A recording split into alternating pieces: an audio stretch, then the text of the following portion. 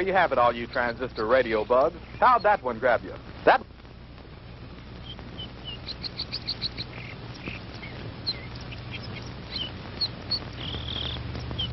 Howie, for heaven's sake, it's almost dark. If you don't hurry up, we're going to be late for the game. Margie, have you ever tried to fix a fuel pump to a rock and roll beat? Well, I'm sorry it made you nervous. I just thought it was a good chance to get in some practice. It's okay. Forget it. Nothing I can do anyway. At least not way out here. Well, I wish you hadn't taken this crazy nowhere shortcut. Boy, this is like Lossville. I know. I goofed. And I've got to get some help if we're going to get there in time for the kickoff. Hey, didn't we pass a farmhouse about a mile or two back down the road? Yeah, that's right. Back around the curve. Come on, we'll be shorter through those woods.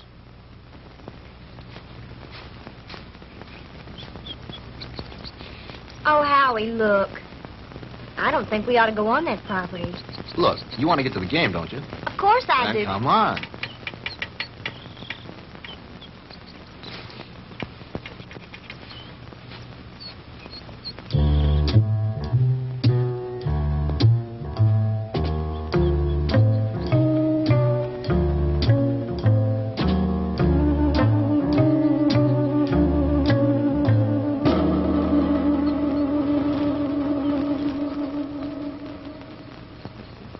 Howie, it's cold. It's so dark, we should have brought the flashlight. It isn't working. Batteries are down and I forgot to replace them.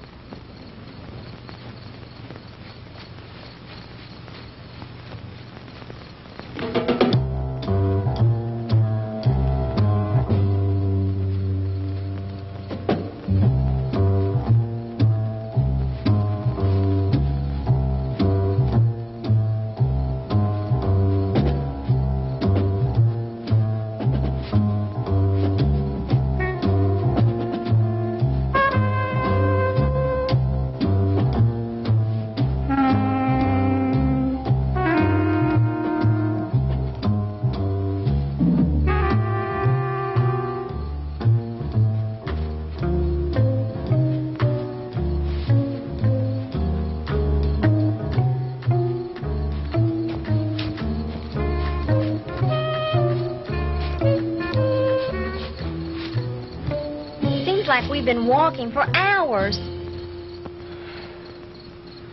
Well, it can't be much further now. Hey, there's a light.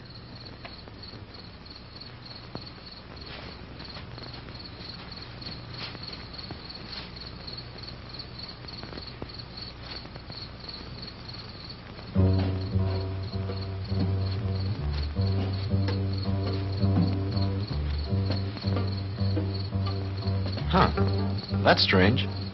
Campfire way out here in the middle of the woods and nobody around. Kind of creepy, isn't it? Yeah. Hold it right there, both of them. Hey, Dad, what are you made up for? I mean, what's the bit? Hey, now, don't point that thing at us. It could go off.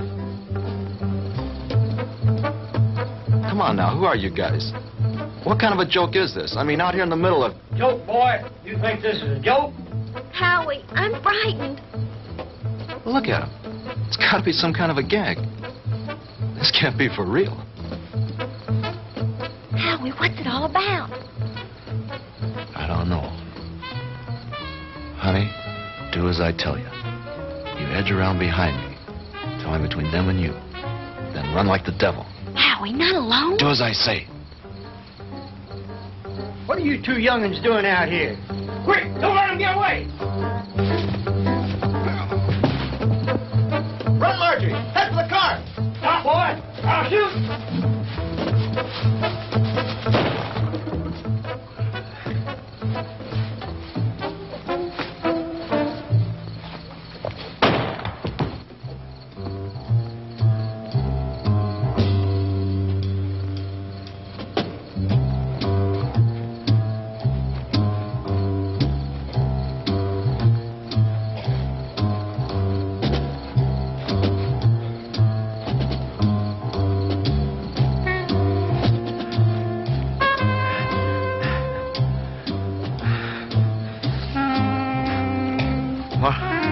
Margie?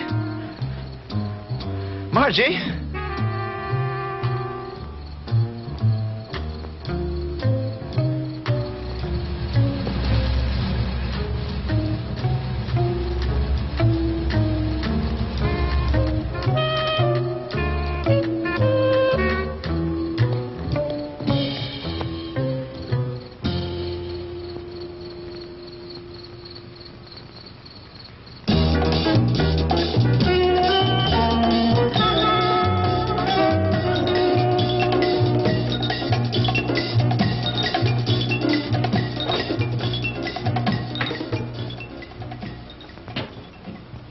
Oh, hello, Jim. What do you need?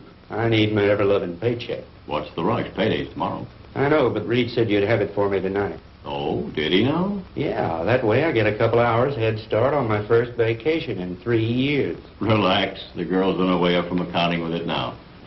Where you going on this vacation? Someplace that can't be reached by telephone, telegraph, teletype, or carrier pigeon. You don't think we'd interrupt your vacation now, do you? Why not? You guys did it for the last 2 years. Jim, nice story you turned in. Well written. Had a lot of fun. When he talks like that, he wants something. As a matter of fact, there's one little favor I'd like to ask you to do before you leave. Uh-oh. Here it comes. As a matter of fact, here it is. The accounting department is certainly coming up with much more interesting figures lately. See you guys. Oh, come on, Jim. Well, this will just take a few minutes. Not much out of your way. All you have to do is get a few details and phone them in from there. From where? Carver Street Hospital. Murphy called in from police headquarters, and some college kid was brought in with a gunshot wound. Here's his name. Why doesn't Murphy cover it? He's on police tonight. He's busy on the cat burglar story. Who shot the kid? That's what I want you to find out. May not be anything in it, but you never can tell. Okay, I'll do it. But afterwards, I'm leaving for my vacation. Definitely, irrevocably, and finally. Do you read me, Great White Fathers? Only too clear. Have a good time. I intend to.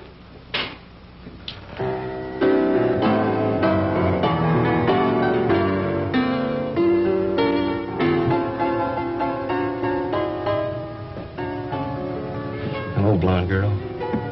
Why, James Crandall, what brings you here? Now, don't tell me. Let me guess. They sent you down for an egoectomy. A what? An egoectomy. They're going to cut out that big, fat ego of... Oh, that's funny. Funny. I want some information.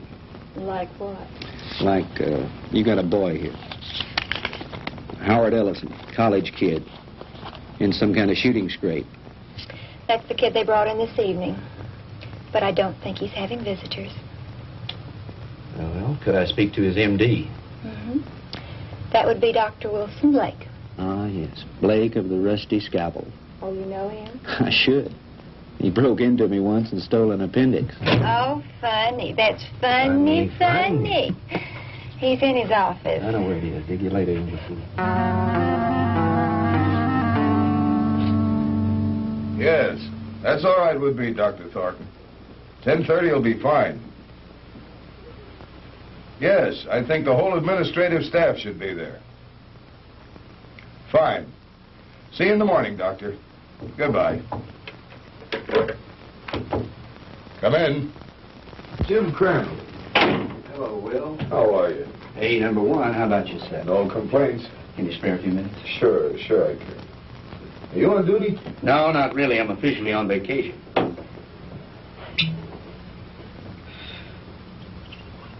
Soda? Just straight, thanks. I bet you're here for a story on that Ellison boy. Good bet. Sit yourself down. So were some friends of yours. They left about an hour ago. Uh-oh, the local gendarmes, no doubt. Right. Lieutenant Partain and a couple of his men. They talked to the boy for about an hour and then finally... Wait a minute. Talk to him?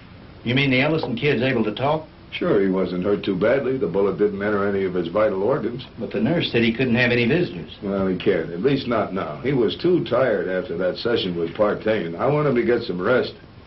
Well, when can I see him? In the morning. In the morning? But, Talk, I got to phone something into the editor. I can't fool around on this thing. I leave on my vacation tomorrow. Well, I envy you. We're so short-staffed here at the hospital, there's no telling when I'll be able to take a vacation. What did the kid say when he talked? He told a real weird story. The police have a transcript of it. I'd rather hear it from you if you don't mind. I don't think I should repeat it. I imagine the lieutenant would rather tell you himself. Ah, come off it, Doc. You know Partaine's not going to give me anything till he's good and ready. All right. All I can do is repeat what the boy said. But I'll warn you, you won't believe it. Suppose you try me.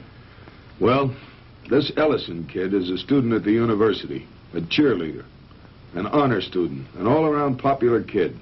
Early this afternoon, he and this co-ed... Co-ed? You mean there was a girl with him? Yes, one of the majorettes from the band, a girl named Margaret DeMar. DeMar? Couldn't be related to Sandy DeMar, the nightclub thrush. As a matter of fact, yes, her sister. Well, that adds a dash of color. What about the girl? I'm getting to that. Now, do you want to hear this story or not? Okay, go ahead. Well, early this afternoon, they left the university on their way downstate to that night game against Southern Tech. They had permission to drive down instead of going on the bus with the other students. They were running short of time, so they took a shortcut on one of those farm roads. Ellison's car started acting up and finally quit on them. They had to have help, so they started walking, trying to make it to a farmhouse. I said, hold it right there. Hey, Dad, what are you made up for? What are you two young'uns doing out here? Quick, don't let him get away! Run, Marjorie! Head for the car! Stop, boy! I'll shoot! He started running, and that's when he got shot. He got up and he kept on running. He made it back to the car. He looked around for the girl, and she wasn't there. After that, he blacked out. A passing motorist picked him up and brought him in, and that's the story the way he told it. You sure weren't kidding when you called it weird. I've heard some screwy ones in my time, but this one takes the prize. Yeah, that was exactly my reaction, at first. What do you mean, at first? Well, sometimes I'm forced to alter my opinion by certain evidence. I don't know if you're aware of it, Jim, but my hobby is American military history. I collect historical military objects like some men collect stamps. Like this item that was brought in by a patient a couple of months ago. You know what that is? Well, it looks like some kind of rifle slug. Mm-hmm. I have a cigar box full of those at home. My brother and I used to find those in the woods and dig them out of trees when we were kids, back in Georgia 30 years ago. It was one just like the one you're holding now that I took out of young Ellison's body and gave to the police this evening. And if you ask me, they're going to have to dig a long way back in their ballistics file to find anything that matches that. Yeah? Yeah. You see, that's a mini ball. The kind of a bullet they used during the Civil War.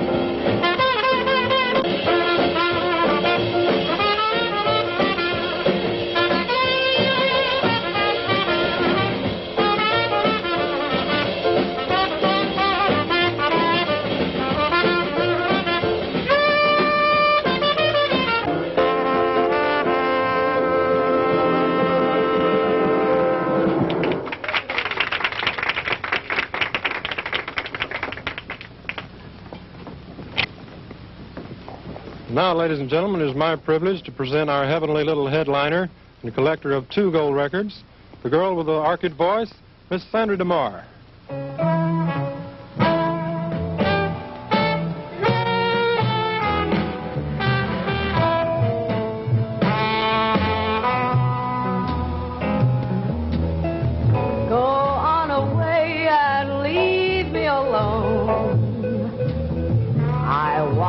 By myself when I cry, and there's gonna be some crying, 'cause I just told my baby goodbye. Get out of here and leave me alone. I don't care whether I live or I die, 'cause my life's already over. It ended when you told me goodbye.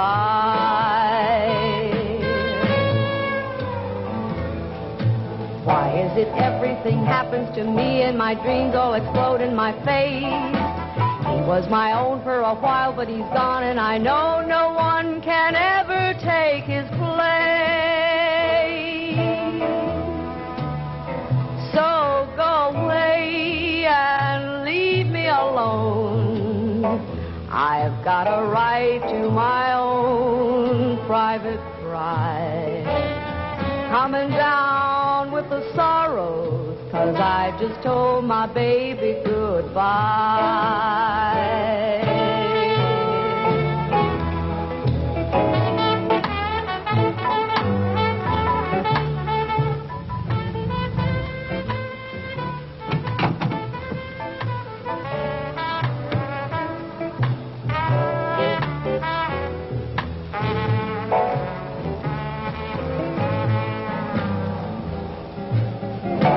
Everything happens to me and my dreams all explode in my face.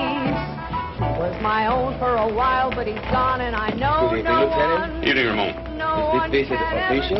Oh, there's nothing to worry about. We'd like to talk to Miss DeMar when she's through singing. Would you give her something while you're waiting?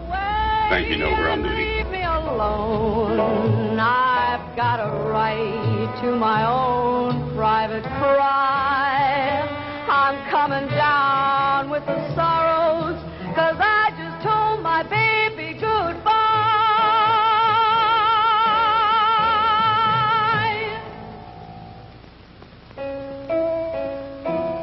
'Cause I just told my baby goodbye.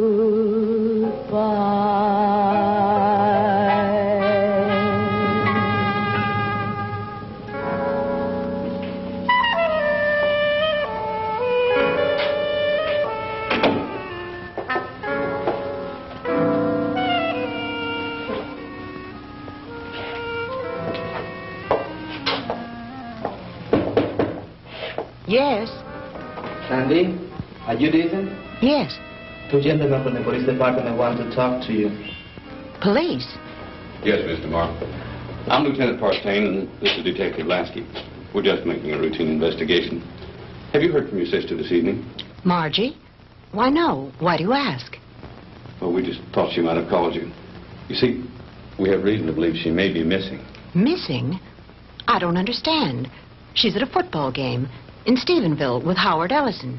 I'm afraid not, Miss DeMar. Maybe you'd better sit down and let me tell you all that we know about it so far.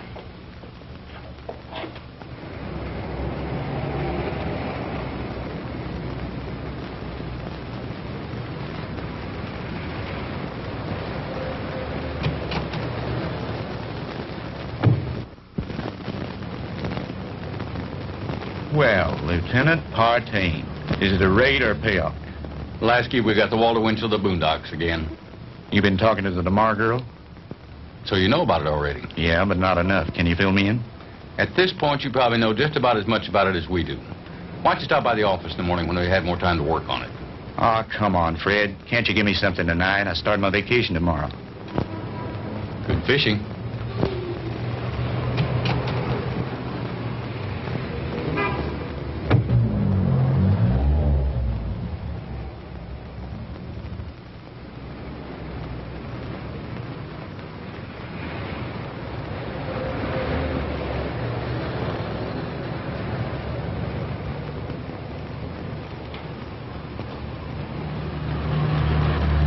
Miss DeMar? Yes? I'm Jim Crandall with the Sentinel. Could I talk to you a moment? I'm sorry, Mr. Crandall. I really haven't time to talk. I've got to get home in case my sister calls. Well, that's what I wanted to talk to you about. Can I give you a lift home? Thanks, but I'll take a cab. Well, they're kind of slow this time of night. Well, all right, if you're sure it's not out of your way. Of course not. It's part of my job.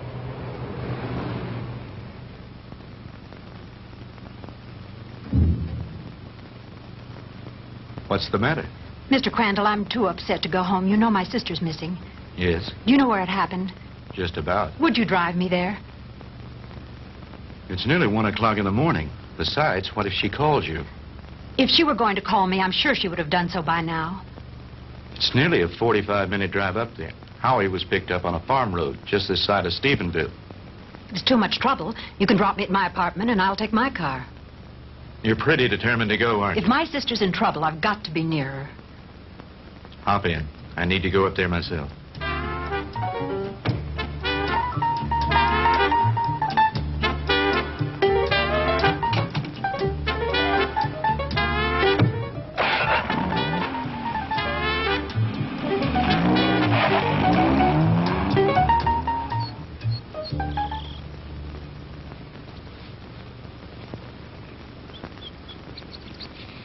Lieutenant, we checked that house from top to bottom.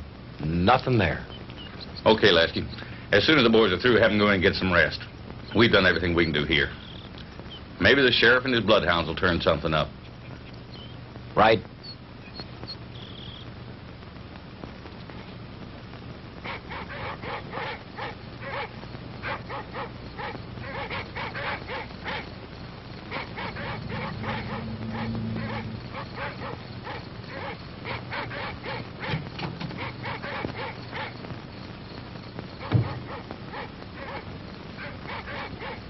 Lieutenant Partain around. He's up in the woods someplace. Evening, ma'am. Has there been any news of my sister? You're Sandra DeMar? Here comes Partain now.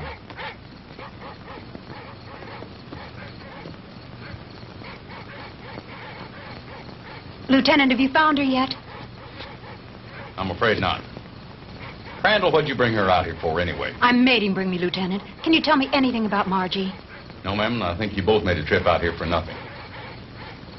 Why don't you go home and get some sleep? He's right, Sandy. You should do as he said.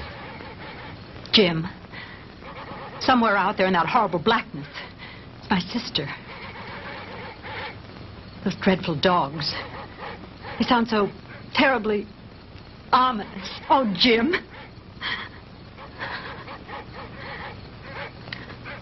Come on. We'd better get back.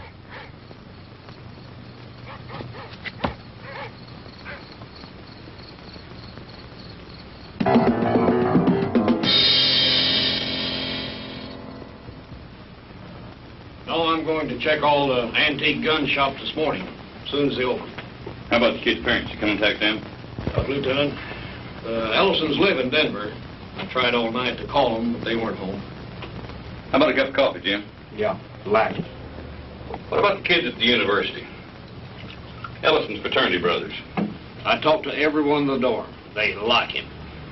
What do his professors say about him? Bright, popular boy, good scholastic records, level-headed, down to earth. Not the kind to make up wild stories. Well, that cracks another one of our little theories wide open. You just getting here? Some of the other fellows came in a couple of hours ago. Yeah, I was out with the sheriff and his bunch. And have we got a Lulu? Yeah, what is it? The girl's sweater. We found it out in the woods not far from a smoldering campfire. Go on. Well, we gave the scent to the dogs, and they took off like Moody's goose. Well, we followed them for about a mile or two, till they got through the woods and into a small open space. Well, the dogs got about halfway through the open space, and then they stopped. Well, you've never seen so much confusion of tangled dogs in your life. They didn't know which way to go. The scent had stopped right in the middle of nowhere. It was as if the girl had just been snatched off the face of the earth into thin air. Wait a minute. You mean no footprints, no tire tracks, no nothing? Well, nothing but this. Well, so you found part of a costume. Costume? This is the real article. I checked it out. What do you mean, checked it out? Look at the label on the inside. McCord Brothers. McCord? Outfitted to the military. Charleston, South Carolina. I checked with the Charleston department, and they gave me some very interesting facts from one of their newspapers. It seems that McCord Brothers, the company that made that hat, burned to the ground in 1869 and was never rebuilt. It's been non-existent for over 100 years. This case is getting screwier by the minute. Don't it, though? I'll have you run this down to the lab and then go home and get some sleep. How about me, Lieutenant? Sure. Go on home. You've earned a rest. Well, what do you think? How was Mr. Morrow when you left her? Shook up, naturally. She's spending the night with a girlfriend. Fred, about this whole mess, what's your opinion? I'm not paid to have opinions. I'm paid to put jigsaw puzzles together. But seriously, what do you think? I think there's a logical explanation to everything. Two men were in those woods in costume and makeup. Anyone knows there's lots of guys around nowadays who collect antique guns. They belong to clubs, they have meetings and shooting contests every so often. A couple of them got liquored up a little, wanted to have some fun and scare the kids. But something went wrong. It's as simple as that. My hunch is, as soon as they get up enough nerve, they'll come in, give themselves up. It's a nice theory, Jim, but what happened to the girl?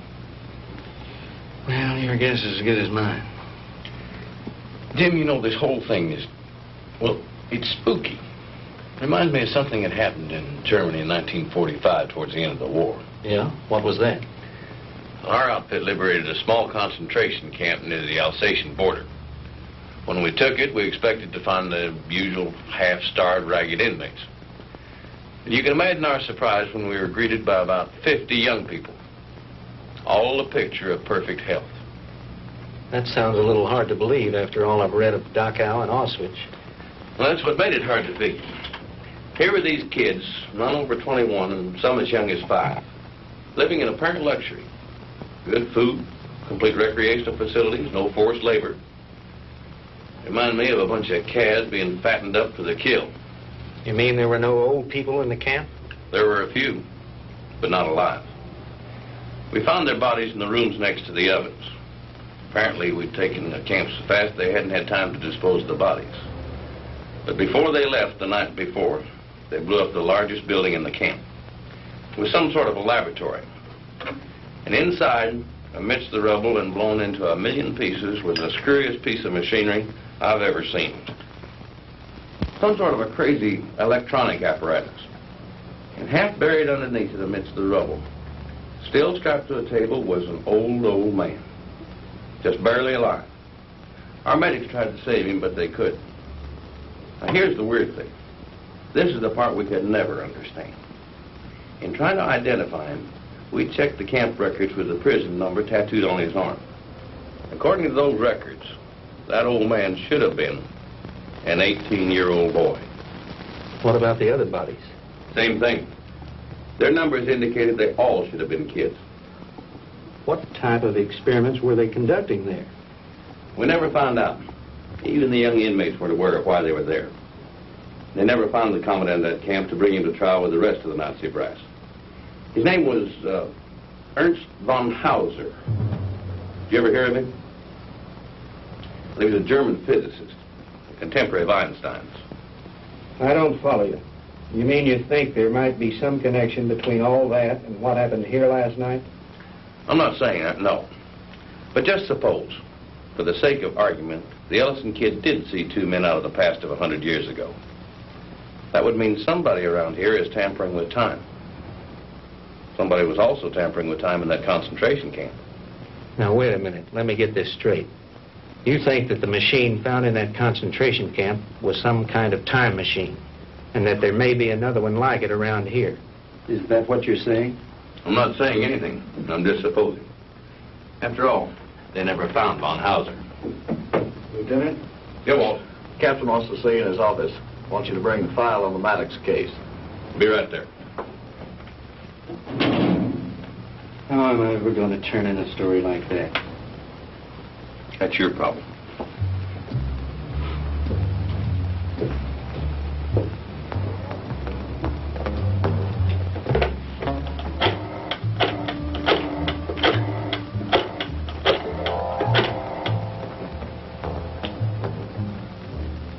Hello? Give me the city desk.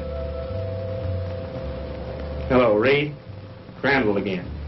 Would you tell Shaw I'd like to postpone my vacation and stick with the Ellison story? Yeah, that's right. You know that Pulitzer Prize you're always kidding me about? Well, if this thing turns out to be what it looks like, I just might win it.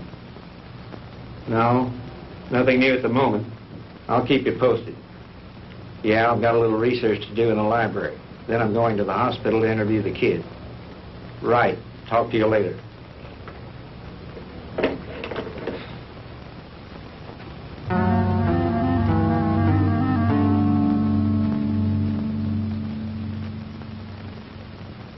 All right, Howie, you can go on with your story. That's about it, Mr. Crandall. I remember reaching the highway, and Margie wasn't there. And then I blacked out, and the next thing I knew, I was here at the hospital. And you really don't think, Howie, that those guys were just a couple of cooks in Civil War costumes? Mr. Crandall, I don't know how to explain it, but I got the distinct feeling that these guys were for real. I mean, like something straight out of Gone with the Wind. Howie, what's your idea of what happened to Margie? Do you think these two guys grabbed her? I don't know, Mr. Crandall. I don't know. That's what's bugging me out of my skull. Nurse, is Mr. Ellison awake? Yes, he is. He has another visitor, but you can go on in. Thank you.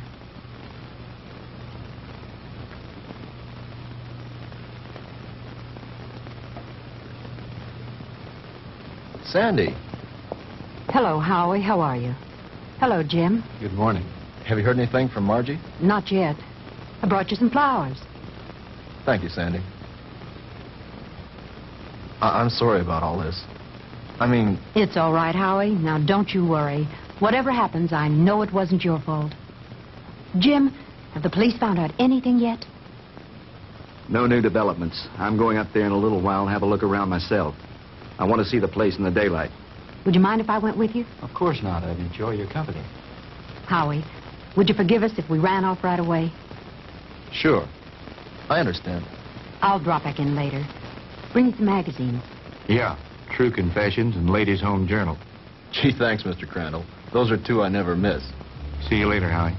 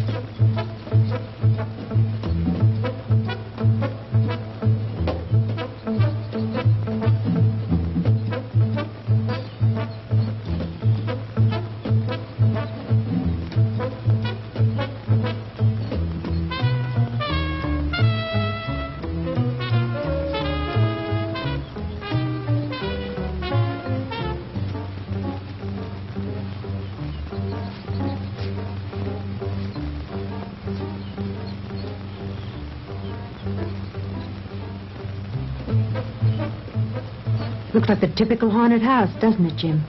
Yeah. The meadow where they found the cap and where Margie's trail ended is supposed to be nearby.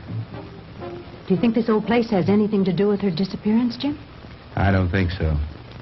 They searched it and didn't find anything. Her sweater was found somewhere in those woods. think I'll have a look around.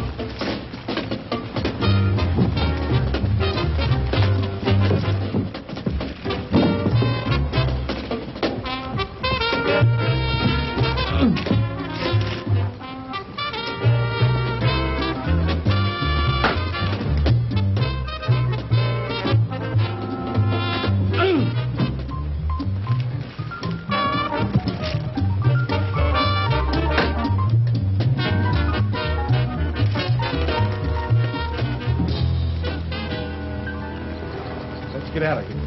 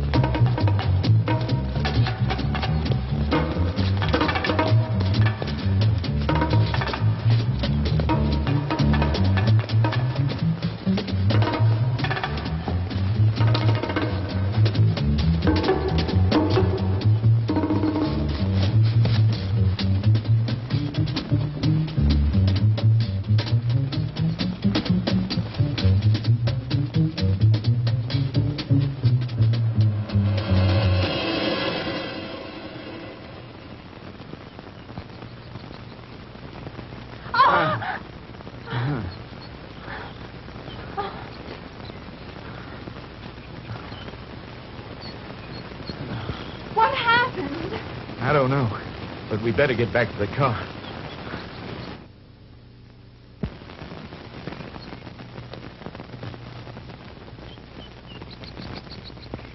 Jim! Oh, the car! It's gone!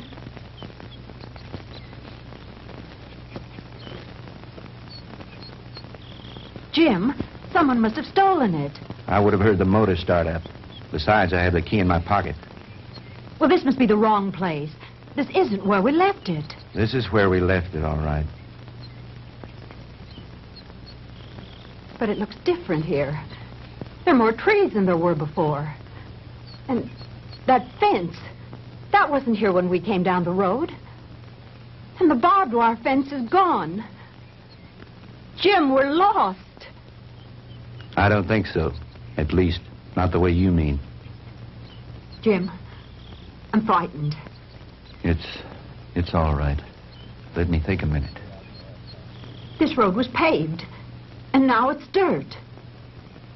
And there isn't a telephone pole in sight. I know. Jim, what is it? What's happening? I don't understand it. Where's the car? Where are we now? Jim, I know you know what's happening to us, and you won't tell me. And why not? What's going on? Fantastic. Incredible. I never really believed it. Tell me what's happening. Sandy. What's going on? What dreadful thing Sandy. is happening? Tell me. It'll be all right. Everything's going to work out. But we have to keep our heads. I believe our best bet is to follow this road and see where it leads. Come on.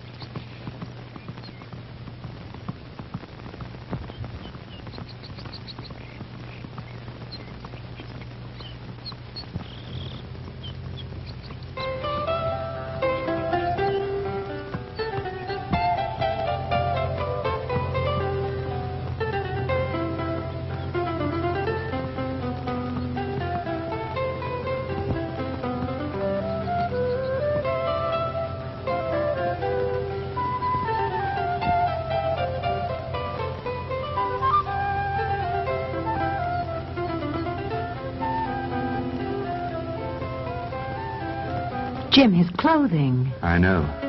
Ours are just as strange to him, especially your short skirt. Friend, what year is this? Where are we? Witchcraft! Witchcraft! Ha!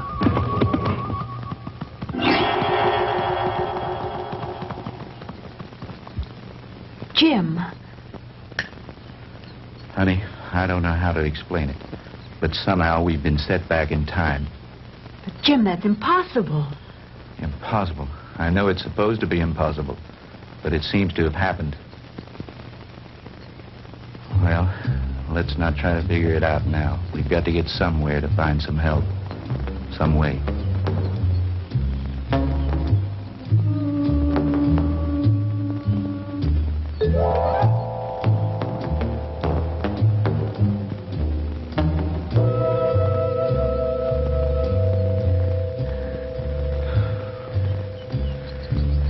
Jim, I'm sorry, but I don't think I can go any farther.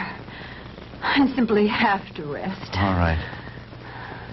We'll stop for a while.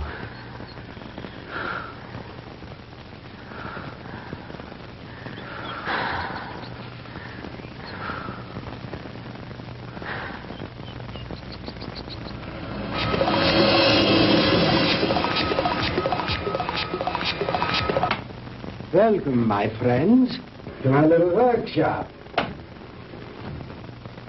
Do not be alarmed or cause unnecessary commotion. You are in no danger. At least, not for the moment. Won't you please step out?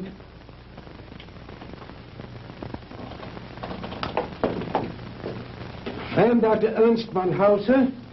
These are two of my assistants, Manfred and Wolf. Where are we? I told you. We are in my little workshop. And I tell you again, please do not be alarmed. What time is this? What century are we in? Does it matter, my friend? There really is no such thing as time, except as a relative measuring device in your own mind. We're not interested in double talk. What happened to Margaret DeMar? What have you done with her? Please, Mr. Crandall, you will please remain calm. What have you done with my sister? Your sister is entirely safe, Mr. Marr, and I assure you I did not bring her here intentionally. She certainly didn't come here of her own free will. I didn't say that. I brought her here to keep her from harm. Then where is she? Let me see her. But of course. To the armor! Come and see here. Schnell! To the armor. Bringen Sie Fräulein DeMar zu ihrer Schwester. Well,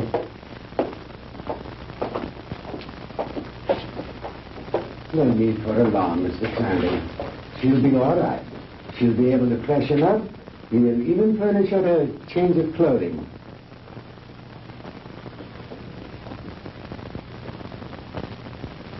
I notice you were intrigued by my servant girl, Didiana. And there you might be. Just a few thousand years ago, She was serving in the court of Tutankhamun, one of the great pharaohs of Egypt. And now she is serving me. Quite an experience, is it not? This is like a fantastic nightmare. I don't understand any of it. How did you get Margie here? I was conducting an experiment with a pair of gentlemen from the past. When the girl and her boyfriend wandered into the machine's field of materialization and encountered them. They shot the boy. They might have killed the girl had I not teleported her here very quickly. And the 2 red soldiers? I sent them back to Shiloh, Mr. Crandall. But it doesn't matter. They probably died there anyway. Fantastic. Utterly fantastic. Tell me, Doctor, why did you send Sandy and me back to 1789? I admit I took advantage of you to conduct a little experiment. Oh, yeah, it was a little dangerous, but you see, no harm has come to you. Super spectronic relativity? I believe that's what you once called it. Oh, then you are familiar with my work. To some degree, yes. I read up on you this morning in the library after talking with the police. Oh. And what did you learn about me? Quite a bit. I know of your early career and some of the brilliant discoveries you made in the field of physics, and that you were expelled from the International Congress of Physicists because of your theories. Oh, that was a humiliation which will soon be avenged, Mr. Crandall. But go on. What else did you learn of me? Well, I know that you were a friend and sponsor of Adolf Hitler, that you helped elevate him to power in the 30s, and became the organizer and administrator of his Department of Scientific Warfare. That's another thing that puzzles me here, Doctor. Why a man of your brilliance should identify himself with a fanatical madman like Hitler. How dare you refer to Adolf Hitler as a madman? He was a great genius, ahead of his time. The world, in its ignorance, was not ready to accept him. The world did not accept him because he was a lunatic, bent on enslaving it. Do you call a man who is responsible for the mass murder of millions a great man, a genius? Anyone with enough intelligence to examine history knows there are times when lives must be sacrificed for the benefit of future generations. And he was willing to do this in order to lead his people into darkness, into oblivion. That's where he was leading them. And like all other power-crazed dictators before him, he failed. Thank God there were people in the world with enough courage to resist and to conquer him. What do you know in your stupid, petty little mind?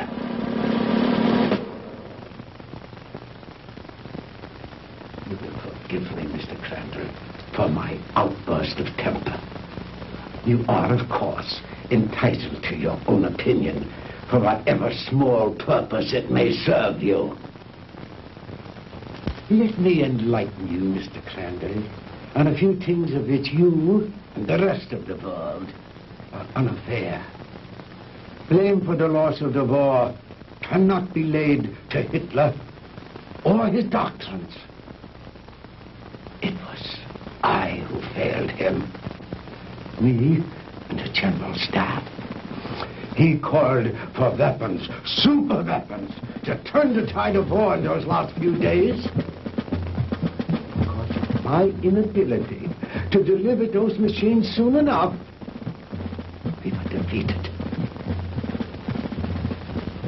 It might interest you to know that during those last few months of the war, we had almost perfected weapons so far in advance of anything that had gone before them as to make modern warfare in all its forms completely obsolete. Oh, if we had only had time for further experiments. I know of some of your experiments, like the ones carried out in a certain concentration camp. Oh, then you know about the aging machine. Yeah, they had almost perfected that one when the war ended. Oh, but that machine was one of the more primitive devices. like the jets and the rockets that we used so briefly. We were in the final stages, Mr. Crandall, of perfecting weapons that were truly astounding and against which you would have had no defense. A cannon that killed with sound waves, yet was completely silent. A giant generator gun that could electrocute whole armies in the field. Oh, and more, many more. We'd have only had a few more months to perfect those weapons. We could have plucked victory from the jaws of defeat. The Third Reich would have endured. Not for 1,000 years, as the Fuhrer dreamed, but forever. But the fact is that you failed, Herr Doctor. Failed and lost. But you are forgetting one thing, Mr. Crandall. That was 20 years ago. Since then, I have perfected and even improved on my original weapons. And we have conquered time. Dr. Einstein's so-called fourth dimension. Hitler will return, Mr. Crandall, and soon. Your victory was but a temporary one.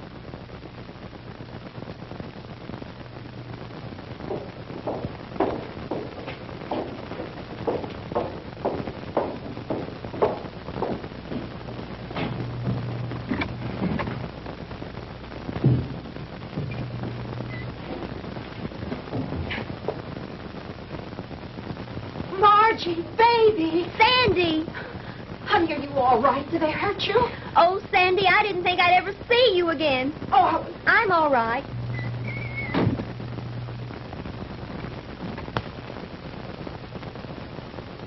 let us out of here. Open this door. Let us out. Please, don't let them keep us here.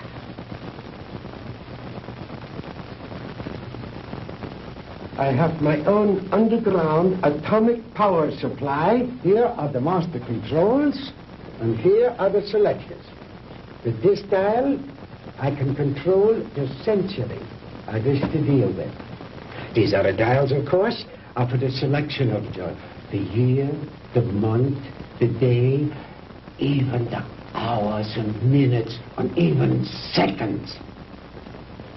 These are the acceleration switches with which I can control the velocity or speed of the passage of certain relative segments of time, just as you would increase or decrease the speed of an automobile.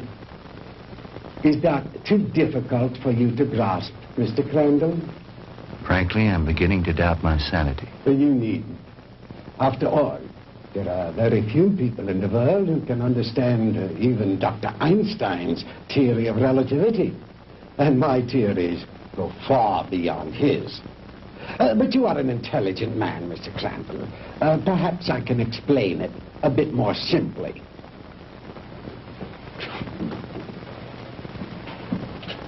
We will let this line represent the world. With a line here to represent the equator, and a mark here and a mark here for the north and south poles. If an aircraft starts here, this side of the equator, and starts going up and up and up, it is going north, toward the North Pole.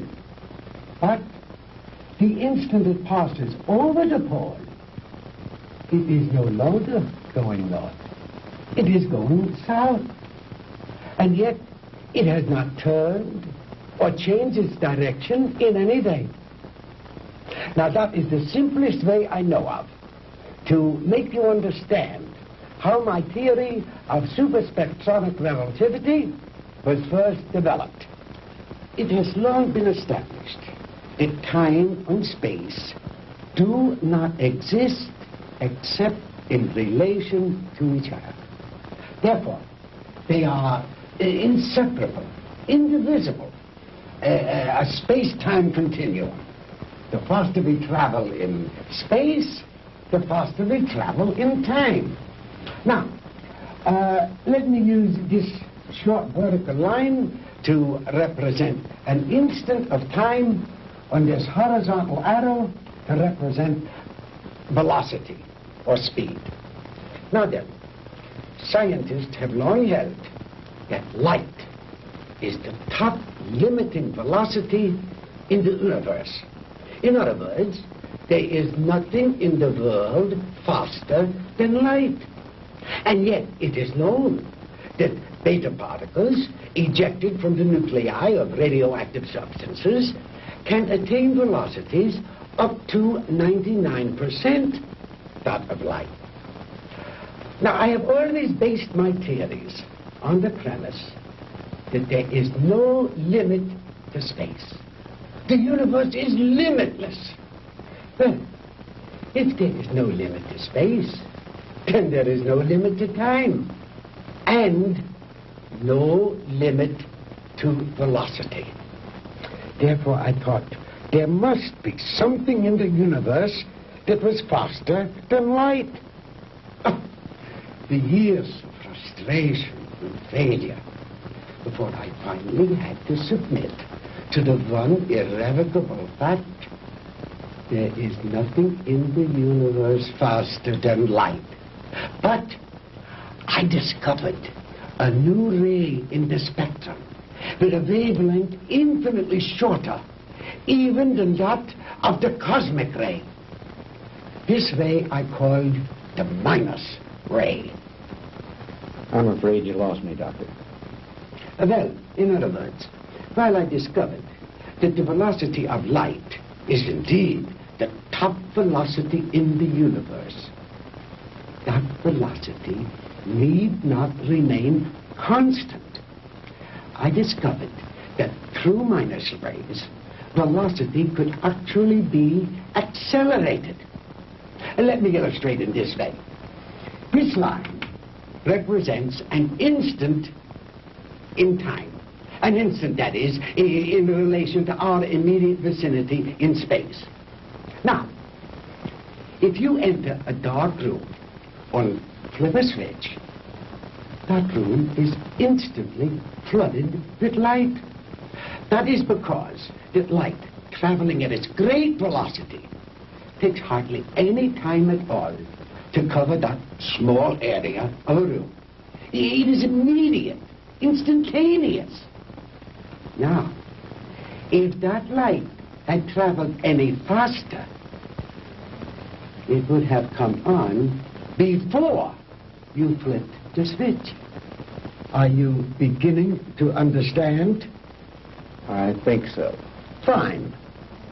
Now then, just as I illustrated a moment ago, with the airplane flying up over the world, heading north until it passed over the North Pole, then its direction became south. The same thing is true in a sense of time.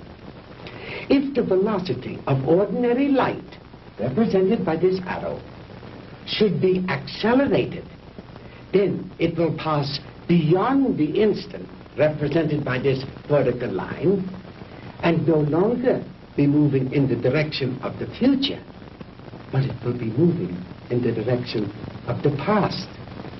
It will no longer be going forward in time, but backward. The greater the velocity, or I should say, the greater the acceleration, the further back in time it will travel. In other words, if a guy left New York for Los Angeles and traveled fast enough, he'd get there before he started. You joke, Mr. Crandall, but crudely expressed, that is exactly what would happen. Why are you telling me all this? To impress upon you the superior scientific knowledge that we possess, my friend, and to illustrate why we would have won the war if we had only had a few more months. We were the slaves of time then. Time was our master. But I have changed all that. Now we are the masters, and time is our servant. Ah, you Americans are an egotistical, arrogant lot. How proud and superior you felt as you strutted through the ruined streets of our cities. The proud conquerors claiming the spoils of war. is only temporary, my Yankee friend. Soon Hitler will return. We will rewrite history. And the Third Reich will endure. Not for 1,000 years or 100,000 years, but forever. Immortality. The age-old dream of man is ours. The rest of the world will fall at our feet, and ye shall rule for all eternity. Oh, good. Did you make the young ladies comfortable? Jawohl, Herr Doctor. And Manfred, did you see that Mr. Marr had a change of clothes? Jawohl. Good. The lecture is over, Mr. Crandall, and you look tired. If you will follow Manfred and Wolf, they will show you to your quarters. We weren't planning on staying. We want out of here now. I'm afraid that is impossible, Mr. Crandall. I must insist that you accept my hospitality. Now, wait a minute. Get your hands off me. Wait, you. Hornhauser, you can't get away with this.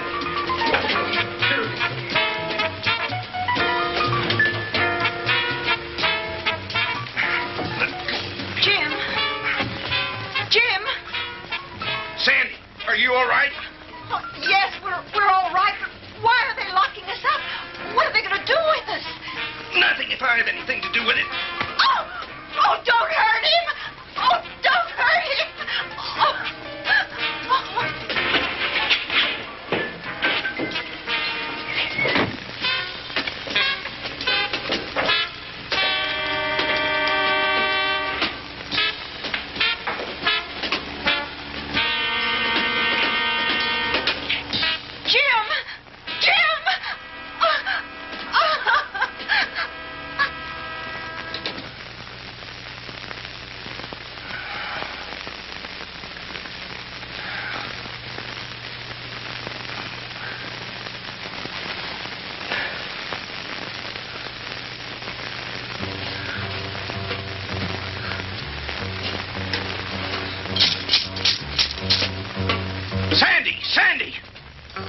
Sandy, answer me. We're here, Jim. We're all right. How about you? Just a minor headache, honey. Is Margie still with you? Yes, she's asleep. Jim, I'm scared. What do you think von Hauser intends to do with us? I don't know. But I do know one thing. I've got to figure a way out of here.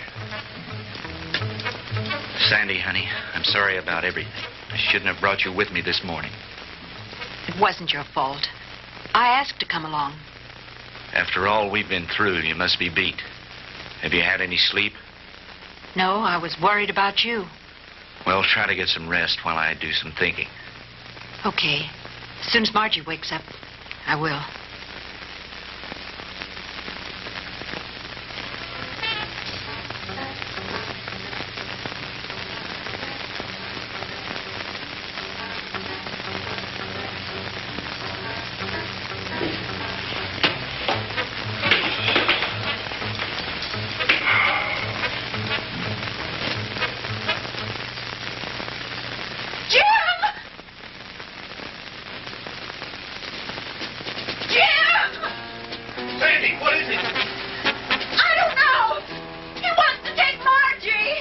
Kommen Sie her, Fräulein. No, no, Sandy, don't let him take me.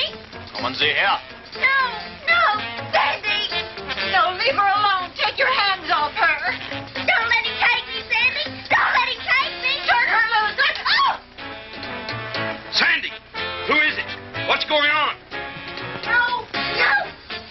What's going on in there? What's happening?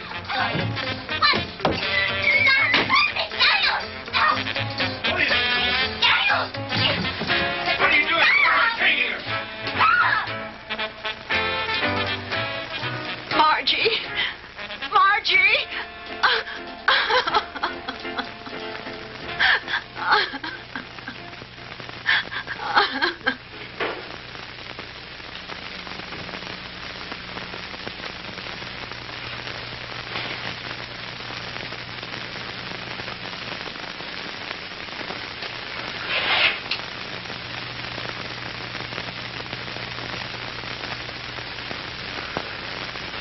So you see, my dear, there was no reason for all that hysteria. You've really nothing to fear. While I have never before tried sending anyone into the future, there is no reason to believe that the experiment will not be successful.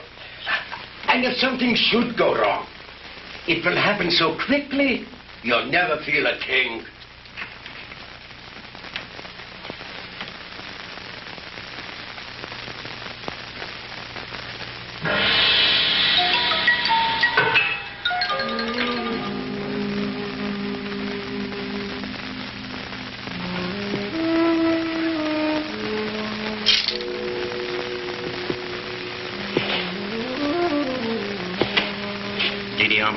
It is time you eat now. You speak English? Many others before you, they teach me talk. You mean there have been other prisoners here? Many. Are there any others here now? They all disappear. You eat now.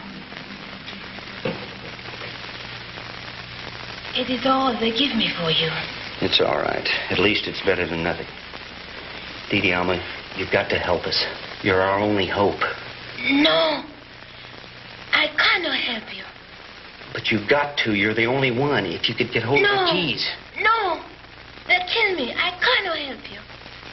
Please, Didi Alma, listen to me. No. We'll never get out of here if you don't help us. Please, Didi Alma. Please.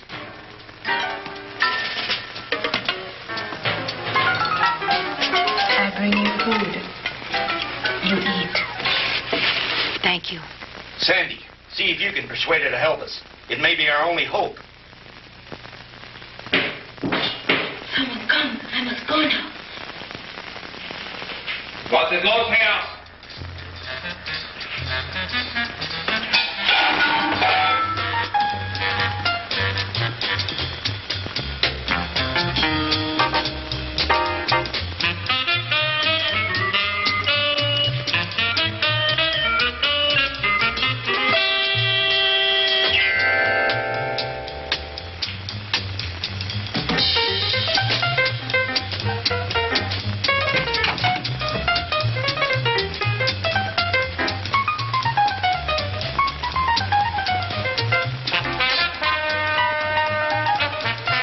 From me. Oh!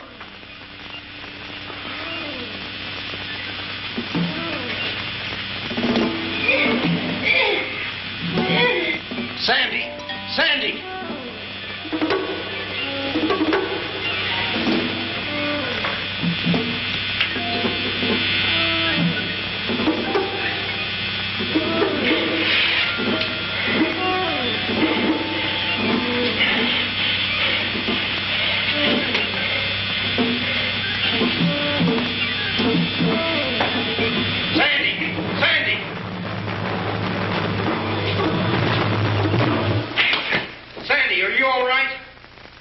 Can you hear me?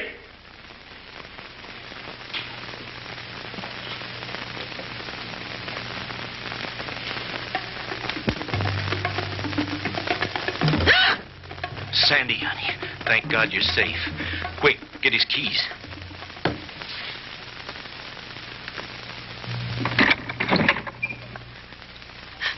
Oh, Jim, it was awful. He strangled her. It's all right, honey. Try to get hold of yourself. We've got to get out of here. I'll be fine.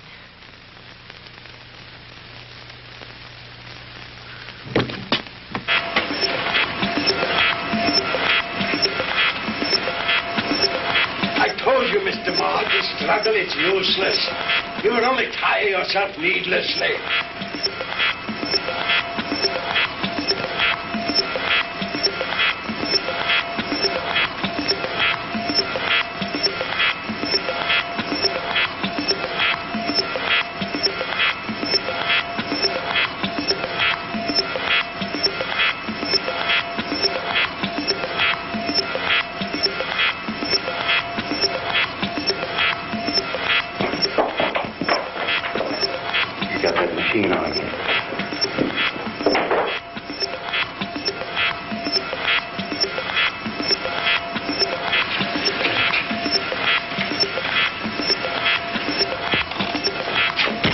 Switch it off, Doctor.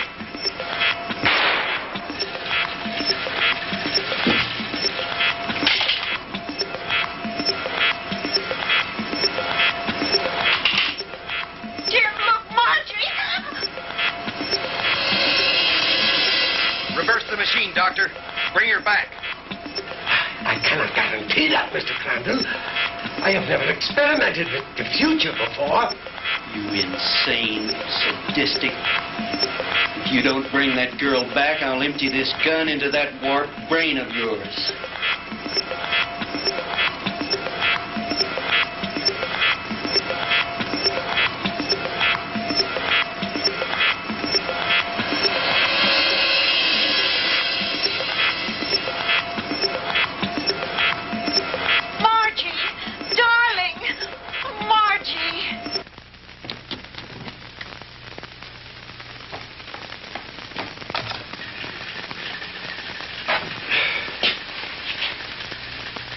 It's too bad, Mr. Crandall, that you are not interested in science. But you Americans are so impractical anyway. Jim, look out!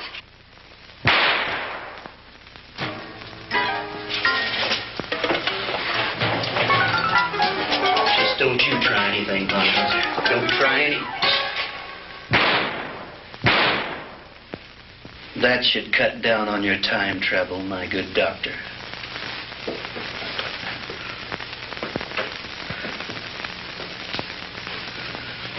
How about the attic? You searched that, didn't you? Yes, sir. That's where we found the Nazi soldiers and their radar equipment. Then this house has some connection. Crandall's car was found not too far from here. Von Hauser's headquarters must be around here somewhere.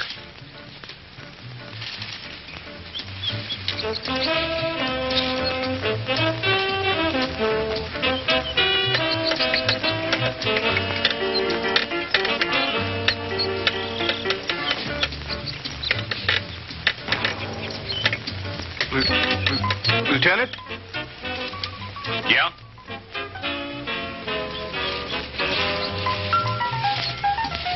What is it, Finley?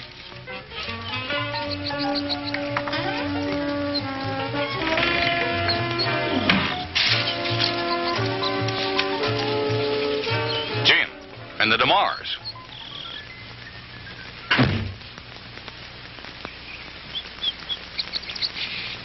Where in the devil did you three come from? Von Hauser's country place, Fred. We spent a very interesting night there.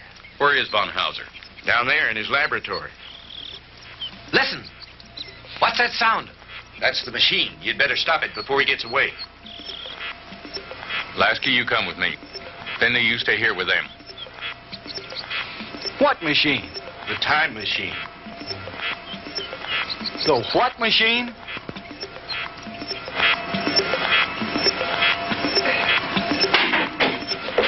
All right, Professor, hold it right there. Get away from that machine.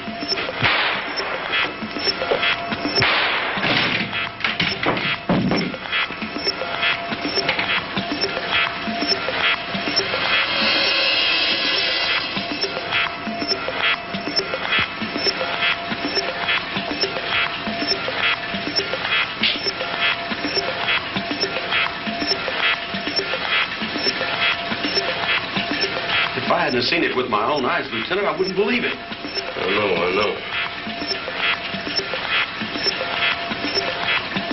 Ask you if you ever tell anyone what I'm about to do, I'll have your job, so help me. Is that clear? Lieutenant, I ain't seen nothing. Well, I don't know what makes this contraption work, but I think I know a darn good way to shut it off.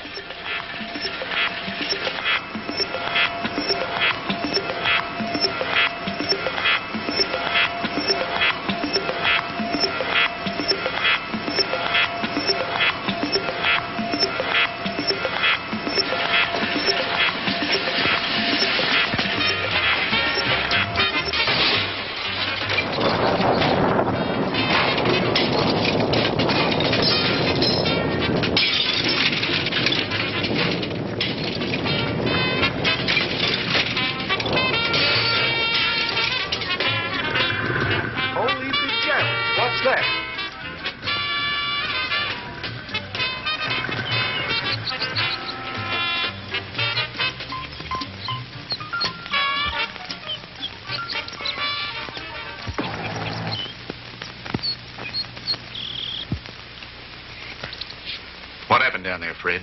Forget it. Finley, call Miller at headquarters. Have him send some of the boys out. Are you two all right? Everything's fine. Thank you, Lieutenant. Why don't you take the two ladies home? Come on, Lasky.